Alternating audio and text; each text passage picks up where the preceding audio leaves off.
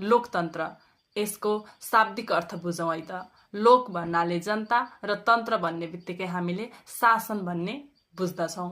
Abraham लिङ्कनले पनि लोकतन्त्रलाई परिभाषित गर्दा जनताद्वारा जनताका लागि जनताकै शासन हुने व्यवस्था भनेर परिभाषित गरेको पाइन्छ।